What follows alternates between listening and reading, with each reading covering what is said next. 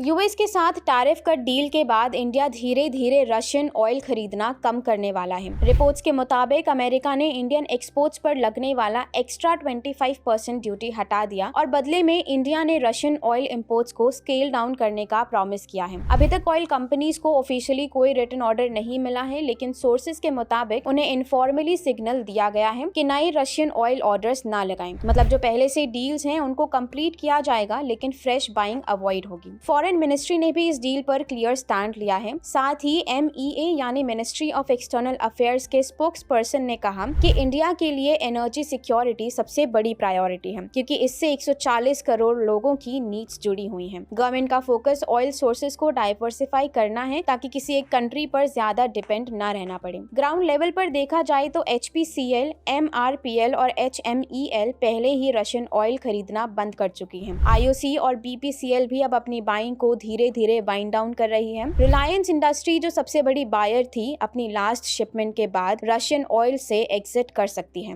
Naira energy एक exception है, क्योंकि कंपनी पर EU और UK सैंक्शंस हैं और उसमें रोसनेफ्ट की बड़ी स्टेक है। इस वजह से उसके ऑप्शंस लिमिटेड हैं। डेटा भी यही दिखाता है कि रशियन ऑयल इंपोर्ट्स ऑलरेडी गिर चुके हैं, क्योंकि मई 2023 में 2.1 मिलियन बैरल्स पर डे से गिरकर यह रेट दिसंबर 2025 में 1.2 मिलियन हो गए और जनवरी में और कम होकर 1.1 मिलियन बैरल्स पर डे देखे गए। एक्सपर्ट्स मानते हैं कि ये फिगर जल्द ही 1 मिलियन से नीचे जा सकता है। एक्सपर्ट्स का ये भी कहना है कि इससे इंडिया के ऑयल बिल पर ज्यादा प्रेशर नहीं पड़ेगा, शायद 2% से कम इम्पैक्ट हो। साथ ही यूएस और वेनेजुएला से ऑयल इंपोर्ट्स बढ़ने के भी चांसेस हैं। वेनेजुएलन क्रूड सस्ता भी है और इंडियन रिफाइनर्स के लिए सूटेबल भी। ओवरऑल इंडिया स्ट्रैटेजी चेंज कर रहा है, बट फोकस वही है, सस्ती, रिलायबल और सिक्योर एनर्जी सप्लाई। ऐसी अपडेट्स पाने के लिए सब्सक्राइब करें पैसा लाइव को और हमें अपनी राय कमेंट सेक्शन में जरूर बताएं।